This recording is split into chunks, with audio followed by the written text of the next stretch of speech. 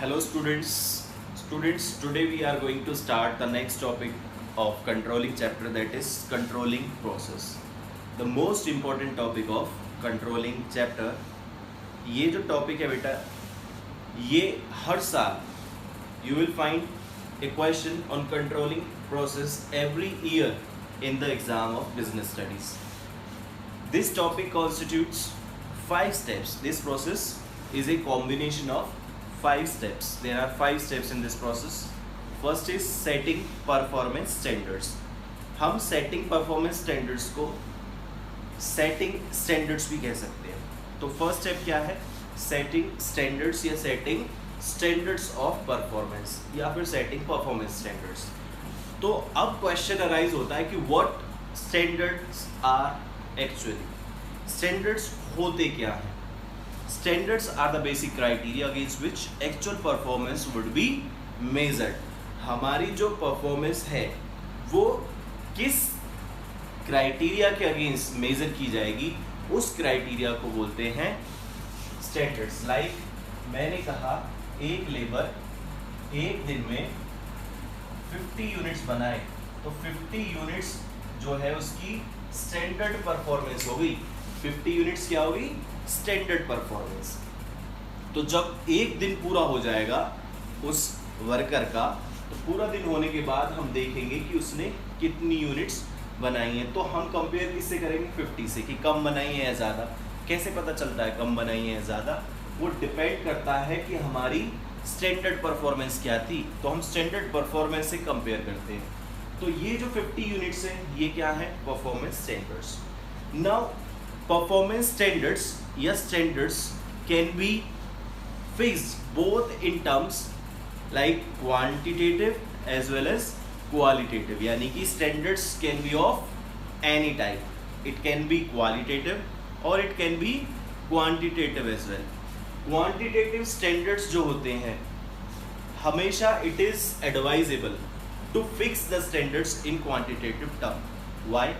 Because if we fix the standards in quantitative terms, it will make its measurement very easy to measure the performance.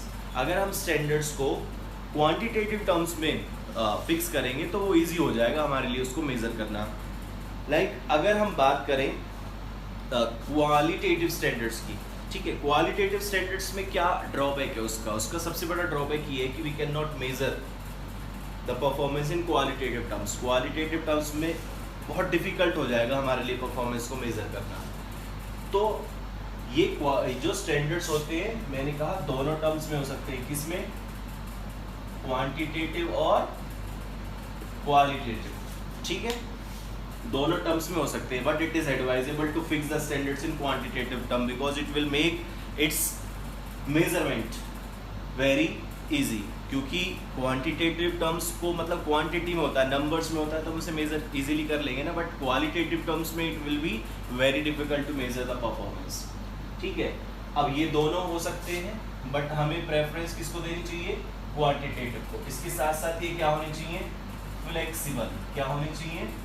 Flexible. Flexible का मतलब क्या है? जिसे हम change कर सकें. हमारे स्टैंडर्ड्स कभी भी रिजिड नहीं होने चाहिए. वो कैसे होने चाहिए? फ्लेक्सिबल. और why standard should be flexible enough? The standards of performance should be flexible enough because the scenario of the environment और the situations prevailing in the environment are keeps on changing. जैसे हम पहले भी discuss कर चुके हैं कि business environment is a dynamic concept. ये एक डायनामिक कंसेप्ट होता है. Dynamic means which keeps on changing. Environment change होता रहता है.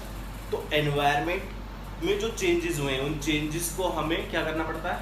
अडॉप्ट करना पड़ता है. तो उनके अकॉर्डिंग हमें कभी स्टैंडर्ड्स को अगर चेंज करना पड़ जाए तो वो कब कर सकते हैं हम चेंज? जब हमारे स्टैंडर्ड्स कैसे होंगे? फ्लेक्सिबल होंगे. ठीक है, लाइक जो ये मैंने 50 यूनिट्स कहा है कि बहुत ज़्यादा टेम्परेचर बढ़ जाए, गर्मियाँ बहुत ज़्यादा आ जाए, तो समर्स में ज़्यादा काम नहीं कर पाते, या बहुत ज़्यादा कोल्ड हो जाए. ठीक है, यानी कि विंटर्स के टाइम पर हमारा जो टेम्परेचर बहुत ज़्यादा डाउन हो जाए तो उस टाइम पर भी ज़्यादा काम लेबर नहीं कर पाती है. तो वहाँ पर हमें क्या करना पड़ता है? Revision of standards. रिवीजन का मतलब चेंज करना, लेकिन चेंज कब होंगे, जब वो फ्लेक्सिबल होंगे। तो फर्स्ट स्टेप जो है मेरे हिसाब से क्लियर हो जाना चाहिए। इसमें 2-3 बातें हमने देखी कि what is standard, standards are the criteria against which actual performance would be measured. Second, standards can be set both in qualitative as well as quantitative terms. Third, it is advisable to fix the standard in quantitative terms so that it will be easier to measure the performance in quantitative terms। उसके साथ साथ हमारे ये standards कैसे होने चाहिए, flexible होने चाहिए, ठीक है। Next is measurement of actual performance. अब मेजरमेंट ऑफ एक्चुअल परफॉर्मेंस क्या होता है? मेजरमेंट ऑफ एक्चुअल परफॉर्मेंस, जैसे मैंने कहा कि एक लेबर के लिए 50 यूनिट्स का जो है टारगेट रहता है। अब 50 यूनिट्स उसने बनाई हैं या कम बनाई हैं, मतलब कितना काम उसने किया है, ये पता लगाने का मतलब ही क्या होता है, मेजरमेंट ऑफ एक्चुअल परफॉर्मेंस। शाम को जब हम उसे वेजेस पे करेंगे, क्योंकि डेली वेजेस पर ज़्यादा काम करती है लेबर, तो जब हम उसे वेजेस पे करेंगे तो उसकी परफॉर्मेंस के हिसाब से करेंगे ना। तो अगर हम उसकी परफॉर्मेंस को मेज़र ही नहीं किया है, उसकी देखा ही नहीं उसने कितना काम किया है, तो पेमेंट नहीं हो सकती। तो उसके लिए हमें क्या करना पड़ता है, मेजरमेंट करनी पड़ती है। तो measurement of actual performance should be done in an objective और रिलायबल मैनर। वो ऑब्जेक्टिव और रिलायबल मैनर में होनी चाहिए। एक्चुअल परफॉर्मेंस को मेजर करने के लिए हमारे पास जो है ये 4 मेथड्स होते हैं। एक्चुअल परफॉर्मेंस को मेजर करने के लिए हमारे पास कितने स्टेप्स हैं, सॉरी मेथड्स हैं, 4 हैं। वैसे तो बहुत सारे बट मेनली 4 होते हैं कि हम परफॉर्मेंस को कैसे मेजर करेंगे, किसी की परफॉर्मेंस को कैसे मेजर किया जा सकता है। First, accounting standards, sorry accounting ratios.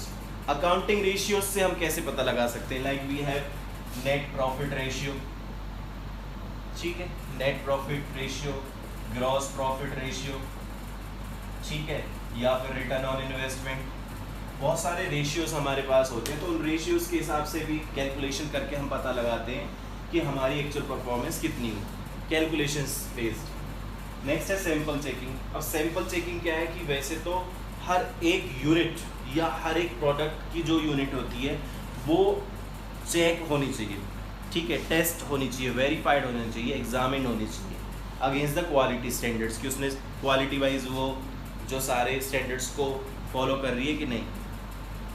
But जब हमारा प्रोडक्शन लार्ज स्केल पर हो, ठीक है, तो it is not an easy और economical job to check each and every unit. हर एक यूनिट को चेक करना बड़ा मुश्किल हो जाता है। जब दिन में 50,000 से भी ज़्यादा यूनिट्स बने तो हम उन 50,000 यूनिट्स को एक एक करके चेक नहीं कर सकते।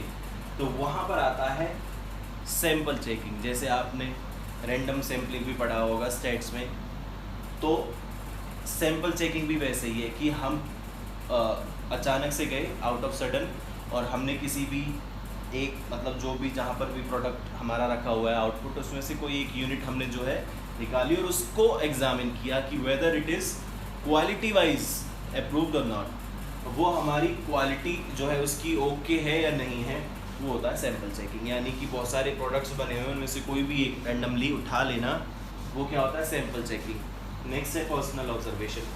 Personal observation means observing the performance of an employee while he or she is working in the organization। जब वो organization में काम कर रहे होते हैं तो हम उनकी पर्सनल ऑब्जर्वेशन करते हैं। उसके लिए हम कई बार उसको जो है फिजिकल भी हो सकता है, यानी कि उसके सामने ही बैठकर उसको ऑब्जर्व कर सकते हैं, या फिर हम CCTV का भी इसमें इस्तेमाल कर सकते हैं कि फुटेज के द्वारा या फिर जो वीडियोग्राफी होती है उसके थ्रू हम क्या कर सकते हैं, उसकी ऑब्जर्वेशन में उसको रख सकते हैं, देखते हैं कि वो काम कर रहा है कि नहीं, उसकी क्या मतलब टोटल उसने कितना काम किया है, whether he is working according to the standards और नॉट। नेक्स्ट और लास्ट जो है इसमें performance report. Performance report is a report of an employee which is prepared by his और हर सुपीरियर। उसके सुपीरियर के द्वारा ये परफॉर्मेंस रिपोर्ट जो है तैयार की जाती है। ये परफॉर्मेंस रिपोर्ट वीकली भी हो सकती है या डे वाइज भी हो सकती है, मंथली भी हो सकती है, क्वार्टरली भी हो सकती है, फोर्टनाइटली भी हो सकती है, ठीक है। तो ये परफॉर्मेंस रिपोर्ट भी हमें बता देगी कि किस तरीके का इसका ट्रेंड है, एम्प्लॉय का किस तरीके की इसकी परफॉर्मेंस है, कितनी परफॉर्मेंस है वो। तो ये हुआ कि हम कैसे मेजर कर सकते हैं परफॉर्मेंस को। Measurement of actual performance can be done with these 3-4 techniques. ठीक है, नेक्स्ट जो है वो है कंपैरिजन ऑफ एक्चुअल परफॉर्मेंस। और सुनो, मेजरमेंट ऑफ एक्चुअल परफॉर्मेंस कब इजी हो जाता है? ये इजी हो जाता है जब हमारे स्टैंडर्ड्स कैसे हो, क्वांटिटेटिव टर्म्स में हो, और जिस टर्म में हमारे स्टैंडर्ड सेट हो। लाइक अगर हमारे स्टैंडर्ड्स क्वांटिटेटिव टर्म्स में तो हमें मेजरमेंट भी क्वांटिटेटिव टर्म्स में ही करना चाहिए, क्वालिटेटिव में तो क्वालिटेटिव में करना चाहिए, क्योंकि हमें कंपेयर भी तो करना है। नेक्स्ट स्टेप कंपैरिजन का ही तो है। तो comparison of actual performance with the standards या डिजायर्ड परफॉर्मेंस। अब जब शाम को एम्प्लॉय काम कर देगा या वर्कर काम कर देगा तो हम कंपेयर करेंगे उसके। लाइक उसने सपोज करो 45 यूनिट्स बनाए हैं सर, ठीक है, हमने कितने बोले थे 50। अब 50 क्या है? स्टैंडर्ड, ठीक है, और ये 45 क्या है? एक्चुअल। तो कौन सा ज़्यादा है? स्टैंडर्ड्स ज़्यादा है ना, स्टैंडर्ड परफॉर्मेंस ज़्यादा है, एक्चुअल परफॉर्मेंस कम है। तो जब हम कंपेयर करेंगे तो हमें पता चलेगा कि यहाँ पर 5 यूनिट्स कम बनी हैं। 5 यूनिट्स क्या हैं? These 5 units are shortfall of the standard या स्टैंडर्ड परफॉर्मेंस से 5 यूनिट कम है। तो ये जो 5 यूनिट का डिफरेंस आ रहा है, the gap between the standard performance and the desired performance is deficiency. क्या? डेफिशिएंसी। क्या बोलते हैं बेटा इसको? इसको बोलते हैं, कंपैरिजन जब हम करते हैं तो हमारे सामने क्या निकल कर आती हैं? डेफिशिएंसी, या फिर इसके लिए एक पर्टिकुलर वर्ड है दैट इज डेविएशन। क्या है? डेविएशन। लेकिन जो ये डेफिशिएंसी है ये हमेशा नेगेटिव डेविएशन को ही बताती है। डेफिशिएंसी जो होती है नेगेटिव डेविएशन, लेकिन डेविएशन पॉजिटिव भी हो सकती है। लाइक यहाँ पर नेगेटिव डेविएशन आ रही है ना, 5 यूनिट कम बनी है, तो हम इसे डेफिशिएंसी भी कह सकते हैं। लेकिन सपोज करो अगर 55 यूनिट्स बन जाती तो 5 यूनिट्स ज़्यादा बन रही है ना, तो वो भी डेविएशन है। गैप तो आ रहा है ना स्टैंडर्ड्स और डिजायर के बीच में, लेकिन वो पॉजिटिव डेविएशन है, तो वहाँ पर हमें ज़्यादा चिंता करने की ज़रूरत नहीं होती। लेकिन अगर हमारी डेविएशन नेगेटिव हो तो हमें चिंता करने की ज़रूरत होती है। We need to find out the causes और the reasons behind the existence of such deviation. तो उन रीजंस को फाइंड आउट करना ही क्या है? नेक्स्ट है, दैट इज एनालाइजिंग डेविएशन। क्या है वो? Analysing deviation. एनालाइजिंग डेविएशन का मतलब क्या है? एनालिसिस क्या होता है? क्रिटिकल स्टडी या cross checking of the facts. तो एनालाइजिंग डेविएशन में क्या आएगा कि हम through analysing the deviation we try to find out the reasons और the causes of existence of such deviation. ये डेविएशंस क्यों आई? क्योंकि चिंता हो जाती है मैनेजमेंट को बहुत ज़्यादा, ठीक है, और मैनेजमेंट की चिंता जायज़ भी होती है क्योंकि सारा काम उन्हीं के सर पर होता है। तो एनालाइजिंग डेविएशन करने के लिए भी हमारे पास 2 टेक्निक्स हैं, और ये दोनों टेक्निक बहुत इंपॉर्टेंट है बेटा, बहुत ज़्यादा इंपॉर्टेंट है दोनों टेक्निक्स। इससे पहली है management by exception. Management by exception को हम कंट्रोल बाय एक्सेप्शन भी कहते हैं। मैनेजमेंट की एक टेक्निक होती है कंट्रोल की। कंट्रोल की 2 टेक्निक्स हैं हमारे सिलेबस में, मैनेजमेंट बाय एक्सेप्शन यानी कि MBE, जिसे हम कंट्रोल बाय एक्सेप्शन भी कहते हैं। दूसरा है हमारे पास CPC, क्रिटिकल पॉइंट कंट्रोल। क्या होती हैं डिटेल में समझेंगे, बहुत इजी है। मैनेजमेंट बाय एक्सेप्शन जो ये कंट्रोल की टेक्निक है, that depends upon a belief that an attempt to control everything results in controlling nothing. जब मैं चाहूँ कि हर चीज़ में कंट्रोल कर लूँगा तो मैं लास्ट में कुछ भी कंट्रोल नहीं कर पाऊँगा, क्योंकि मेरे पास टाइम तो लिमिटेड है, ठीक है। एक चीज़ जिसमें मेरे को 2 घंटे लगेंगे, अगर मैं उसमें 1.5 घंटे लगा रहा हूँ तो काम होगा ही नहीं। यानी कि 1.5 घंटा मैंने लगाया तो मतलब कोई फ़ायदा नहीं है, जब काम ही पूरा नहीं हुआ तो 1.5 घंटा भी वेस्ट। तो अगर मैं ऐसे सारी चीज़ें कंट्रोल करने की कोशिश करूँगा तो कुछ भी नहीं कंट्रोल कर पाऊँगा। तो यहाँ पर मैनेजमेंट बाय एक्सेप्शन में ये क्या कहता है कि 2 तरीके की डेविएशंस हो सकती हैं, ठीक है, 2 तरीके की डेविएशंस हो सकती हैं। एक बियॉन्ड द परमिसिबल लिमिट, यानी कि जिसको हम इग्नोर नहीं कर सकते। एक होती है with in the permissible limit. या ये परमिसिबल लिमिट क्या है?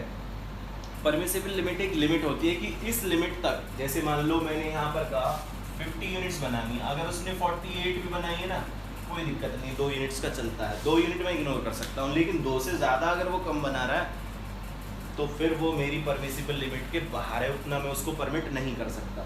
तो मैनेजमेंट बाय एक्सेप्शन कहती है कि हमें सिर्फ उन्हीं चीज़ों पर ध्यान देना चाहिए या उन्हीं डेविएशंस पर ध्यान देना चाहिए जो हमारी लिमिट के बाहर जा रही हैं, जिसे हम इग्नोर नहीं कर सकते, ठीक है। और जो हमारी लिमिट में है, जो हमारी लिमिट के अंदर है, जिनको हम इग्नोर कर सकते हैं, दूर हमें वो भी करनी है, ठीक है। वो डेविएशंस भी हमें क्या करनी है, अवॉइड करनी है। तो लेकिन वो उनका अमाउंट कम है तो हम उनको किन को डेलीगेट कर सकते हैं, अपने सबऑर्डिनेट्स को। तो जो ये छोटी छोटी डेविएशंस है इनको तो हम किसको दे देते हैं, अपने सबऑर्डिनेट्स को। लेकिन जहाँ डेविएशन लिमिट के बाहर जा रही हो वो डेविएशंस हम इग्नोर नहीं कर सकते, वहाँ पर मैनेजर, ठीक है, मैनेजर का फोकस या अटेंशन जो है वो रिक्वायर्ड होती है। यही होता है मैनेजमेंट बाय एक्सेप्शन, कि मैनेजमेंट बाय एक्सेप्शन में मैनेजर को सिर्फ उन्हीं डेविएशंस के ऊपर ध्यान देना चाहिए जो लिमिट के बाहर जा रही हैं, जो जिनको हम इग्नोर नहीं कर सकते, जो परमिसिबल लिमिट के बाहर जा रही हैं। क्योंकि छोटी छोटी डेविएशंस पर अगर वो अटेंशन देगा तो उसका टाइम वेस्ट हो जाएगा, और जो इम्पोर्टेंट डेविएशंस हैं, जो डेविएशंस लिमिट के बाहर जा रही हैं, वहाँ पर वो फोकस नहीं कर पाएगा, हमें ज़्यादा नुकसान हो जाएगा। तो मैनेजमेंट बाय एक्सेप्शन के क्या फ़ायदे होते हैं, तो हमारे रिसोर्सेज अच्छे से यूटिलाइज होती हैं। एक इसमें डेलीगेशन ऑफ अथॉरिटी भी ये फैसिलिटेट करता है। डेलीगेशन ऑफ अथॉरिटी क्यों, क्योंकि हमने रूटीन वर्क या रूटीन जो नेचर की डेविएशंस हैं वो तो सबऑर्डिनेट्स को दे दी, जिनको हम अवॉइड कर सकते हैं, और मैनेजर का ध्यान सिर्फ इम्पोर्टेंट डेविएशंस पर ही गया, ठीक है। तो मैनेजमेंट बाय एक्सेप्शन में टाइम सेविंग होती है, मैनेजर का टाइम बच जाता है, उसको मतलब वो बिजी नहीं रहता इन अननेसेसरी डेविएशंस, ठीक है। नेक्स्ट जो है इसकी टेक्निक है वो है क्रिटिकल पॉइंट कंट्रोल। अब क्रिटिकल पॉइंट कंट्रोल क्या होता है, कुछ हमारी ऑर्गेनाइजेशन में ना कुछ की रिजल्ट एरियाज होते हैं, की रिजल्ट एरियाज, KRAs बोलते हैं इनको, KRAs, की रिजल्ट एरियाज। दिखाई दे रहा है ना बोर्ड पे बेटा, ठीक है, KRAs, की रिजल्ट एरियाज। अब ये की रिजल्ट एरियाज क्या होते हैं, ठीक है। These key result areas are critical to the success of the organization. If anything goes wrong on these key result areas, entire organization will suffer. यहाँ पर अगर कुछ गड़बड़ हो गई तो पूरी organization will suffer. कैसे? बेस्ट एग्जाम्पल दूंगा, एक बार में समझ में आ जाएगा। लाइक हमारे स्कूल में क्लासेस चलती हैं प्री नर्सरी टू 12th, चलती हैं कि नहीं, प्री नर्सरी टू 12th चलती हैं। हमारे पास दो बोर्ड क्लासेस, एक तो 12th और दूसरी 10th, ठीक है कि नहीं। अच्छा, आपका स्कूल है SPS इंटरनेशनल स्कूल है आपका, ठीक है। तो SPS इंटरनेशनल स्कूल में pre nursery to 12th classes चल रही हैं, लेकिन क्या कभी कोई पूछता है कि SPS इंटरनेशनल स्कूल की 7th क्लास का रिजल्ट इस बार कैसा है? पूछता है कोई? नहीं पूछता। या फिर कोई आपसे पूछता हो कि भाई 6th क्लास का कैसा रिजल्ट आया है, या भाई UKG का रिजल्ट क्या है, कोई पूछता है? No one is going to bother about these classes. इनके रिजल्ट के बारे में कोई भी बॉदरेशन नहीं करता, except the parents and the teachers of 7th and 6th class standards और the classes which I am talking about. लेकिन बाहर 12th क्लास का और 10th क्लास का रिजल्ट बोलेगा। स्कूल की सक्सेस, स्कूल की परफॉर्मेंस, स्कूल का सर्वाइवल और उसकी development depends upon board classes result. Board classes के जो रिजल्ट होते हैं उस पर डिपेंड करता है। आपने कभी नहीं देखा होगा कि स्कूल ने होर्डिंग लगवाया हो मार्केट के अंदर जिसमें उसने अपनी 7th या 6th क्लास का रिजल्ट डिक्लेयर किया हो।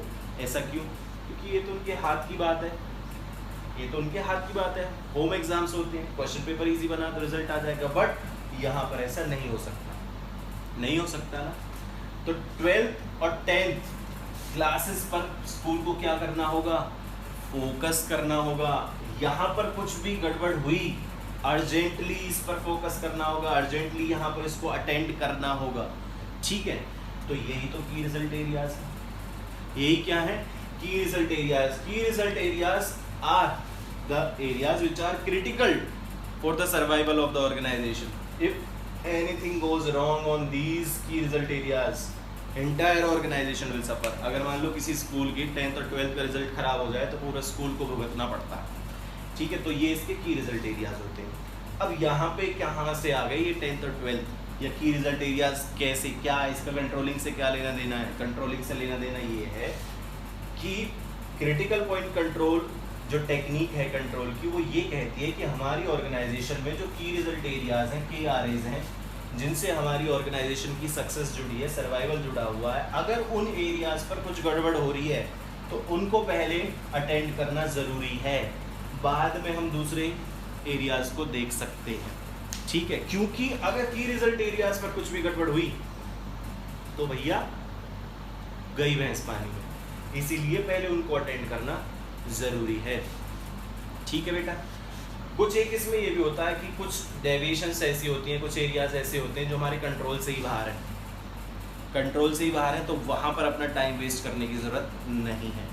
जैसे इसका एक और मैं एग्जांपल दूंगा, जैसे सपोज करो प्रोडक्शन कॉस्ट, प्रोडक्शन कॉस्ट जो है वो ₹5 पर यूनिट बढ़ गई, ठीक है, एक यूनिट पर 5 रुपये कॉस्ट बढ़ गई, ठीक है। दूसरा पोस्टल चार्जेस, पोस्टल चार्जेस जो हम कुरियर वगैरह करते हैं, अपने सामान को भेजते हैं, सरकार ने उसके रेट बढ़ा दिए, सपोज करो बाय ₹10, ये 10 रुपये से बढ़ गए। ये किसने बढ़ाए? गवर्नमेंट ने। किसने बढ़ाए? गवर्नमेंट ने। दिखाई दे रहा बेटा बोर्ड पर? नहीं दे रहा, चलो कोई नहीं, वैसे सुन लो कि प्रोडक्शन कॉस्ट 5 रुपये यूनिट से बढ़ गई और पोस्टल चार्जेस 10 रुपये से बढ़ गई। अब पोस्टल चार्जेस किसने बढ़ाए? गवर्नमेंट ने।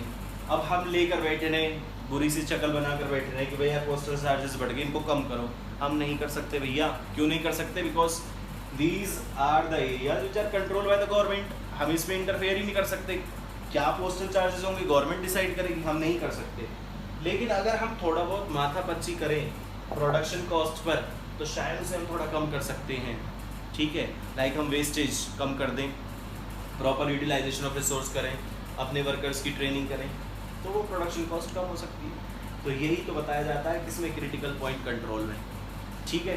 तो क्रिटिकल पॉइंट कंट्रोल में सबसे इंपॉर्टेंट है key result areas which are critical to the success और the survival of the organisation. If anything goes wrong on these key result areas, entire organisation will suffer. And key result areas are must to attend urgently if anything goes wrong on these key result areas or any deviation arises on these key result areas, ठीक है। तो ये आपकी दो technique थी बहुत important, एक management by exception और क्रिटिकल पॉइंट कंट्रोल। जब आप बुक से पढ़ोगे एक बार में ही समझ में आ जाएगी after watching this video. Last is taking corrective actions. Taking corrective actions क्या होता है? भैया हमारे पास डेविएशंस आ गई, शॉर्टफॉल हो रहा है, हमारी परफॉर्मेंस कम हो रही है, तो हम उसके करेक्टिव एक्शंस तो लेंगे। लेकिन अगर मान लो हमारी डेविएशन हमारी परमिसिबल लिमिट के अंदर है, हमें कोई करेक्टिव एक्शन लेने की ज़रूरत नहीं। जो भी डेविएशन अगर हमारी परमिसिबल लिमिट के अंडर आती हैं या जिन्हें हम इग्नोर कर सकते हैं तो हमें करेक्टिव एक्शन लेने की ज़रूरत नहीं है।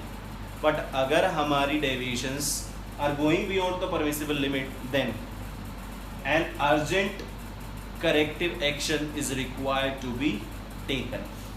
तो करेक्टिव एक्शंस क्या क्या हो सकते हैं वो डिपेंड करता है कॉज पर। जैसे मेरी मशीनरी पुरानी हो गई, आउटडेटेड मशीनरी है, ऑब्सलीट हो चुकी है मशीनरी, नई मशीनरी लेके आनी पड़ेगी, that is the taking corrective action. मेरी मशीनरी ख़राब हो गई, ठीक है, ब्रेक डाउन हो गया मशीनरी का, रिपेयर करवाऊंगा, ये उसका सॉल्यूशन है, करेक्टिव एक्शन ही हो गया। सपोज करो मेरे प्रोसेस में कोई गड़बड़ है, प्रोसेस आउटडेटेड है, जिस तरीके से मैं काम करता हूँ बेकार हो चुका है, उसमें काम करने का मतलब परफॉर्मेंस अच्छी नहीं आ सकती, प्रोसेस को सुधारूंगा, ठीक है, करेक्टिव एक्शन हो गया। मेरे वर्कर्स अनट्रेंड अनस्किल्ड हैं या उनकी ट्रेनिंग प्रॉपर नहीं है, इसका सॉल्यूशन क्या? उनको ट्रेनिंग दूंगा। मेरे जो रिसोर्सेज मैं यूज़ कर रहा हूँ उनकी क्वालिटी अच्छी नहीं है, अच्छी क्वालिटी के रिसोर्सेज लेके आऊँगा। तो हर जगह जहाँ कहीं भी मेरे को ज़रूरत है टेकिंग करेक्टिव एक्शन की वो मैं करूँगा। लेकिन कई बार क्या होता है, हमारे स्टैंडर्ड्स ही कैसे होते हैं? अनरियलिस्टिक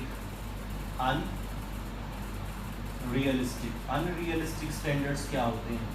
लाइक मैं अपने वर्कर से कह दूं कि भैया शाम तक आसमान से 10 तारे तोड़ कर लाओ, how it is possible, possible ही नहीं है, अनरियलिस्टिक स्टैंडर्ड है, मैं काम ही ऐसा दे रहा हूँ वो कर ही नहीं सकता। तो अगर किसी वर्कर की कैपेबिलिटी मान लो 40 यूनिट्स बनाने की है और मैं उससे कह रहा हूँ 50 यूनिट बना ही नहीं सकता, वो अनरियलिस्टिक स्टैंडर्ड है। तो जब मेरे स्टैंडर्ड्स अनरियलिस्टिक होंगे तो मुझे उन्हें चेंज करने की ज़रूरत है। इसीलिए मैंने कहा था कि स्टैंडर्ड्स जो है फ्लेक्सिबल होने चाहिए। कई बार ये स्टैंडर्ड अनरियलिस्टिक इसलिए भी बन जाते हैं कि एनवायरनमेंट में कुछ चेंज आ जाए, ठीक है। जैसे अगर मैं आपको अब कंपेल करूँ स्कूल आकर पढ़ो, पढ़ना है तो वरना मत पढ़ो, बट स्कूल आना is not possible because lockdown है, गवर्नमेंट ने स्कूलों को बंद किया हुआ जस्ट बिकॉज ऑफ कोविड-19, ठीक है। तो अनरियलिस्टिक स्टैंडर्ड्स जो है उन स्टैंडर्ड्स को चेंज करूँगा, फिर मैं रिवाइज करता हूँ। रिवीजन जो होती है इनकी अपवर्ड भी हो सकती है, डाउनवर्ड भी हो सकती है, वो बता चुका हूँ कि 50 यूनिट मेरा स्टैंडर्ड है। अगर मेरे को इसे चेंज करना है इसको बोलते हैं रिवीजन ऑफ स्टैंडर्ड। अगर 50 से 55 कर रहा हूँ अपवर्ड रिवीजन, या फिर 50 से 45 कर रहा हूँ डाउनवर्ड रिवीजन। तो अनरियलिस्टिक स्टैंडर्ड्स जो होते हैं उनको चेंज करना ज़रूरी होता है। और ये कंट्रोलिंग जो है ना, तभी कहते हैं judging accuracy of the standards, कि एनवायरनमेंट चेंज होता रहता है, हमारे जो स्टैंडर्ड्स ऑफ परफॉर्मेंस हैं वो भी फिर हमें चेंज करने पड़ते हैं। तो जब हमारा एनवायरनमेंट चेंज हो जाता है तो through controlling we make sure that how our standards are unrealistic, कैसे अनरियलिस्टिक हो चुके हैं, how we should fix the standards of performance so that our employees और the labour try to achieve them, ठीक है, उनको अचीव कर पाए, ट्राई टू फॉलो देम। तो ये हमारा था controlling process. With this your controlling chapter ends now. From tomorrow onwards we will start revising this chapter again, and from next week we'll start revision from the first chapter, very beginning. Clear? Thank you, students.